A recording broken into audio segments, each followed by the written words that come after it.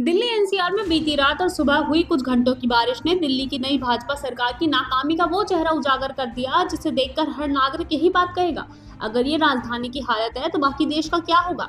अब जब राजधानी की कमान बीजेपी की रेखा गुप्ता के हाथों में है तो जिम्मेदारी भी उन्हीं की बनती है, लेकिन हकीकत ये है कि सरकार और प्रशासन दोनों पूरी तरह फेल नजर आए।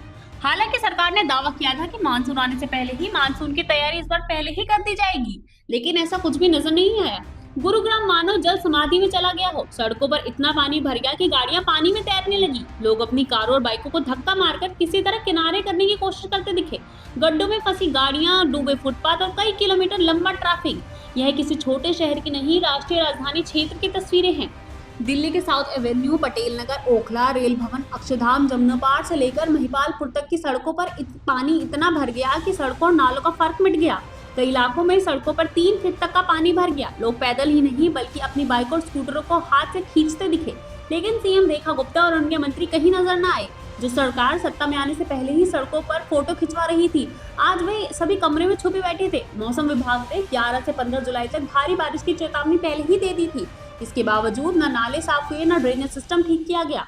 सवाल ये है, क्या रेखा गुप्ता सिर्फ कुर्सी पे बैठने आई हैं? क्या भाजपा सरकार का मतलब केवल प्रेस कॉन्फ्रेंस और बयानबाजी है? मधुबन चौक, एमजी रोड, आईटीओ और आश्रम ये वो जगह है जहां लोग घंटों तक जाम में फंसे रहे। यमुना पार में पुल के नीचे करीब 100 से ज्यादा बाइकें बंद हो गई।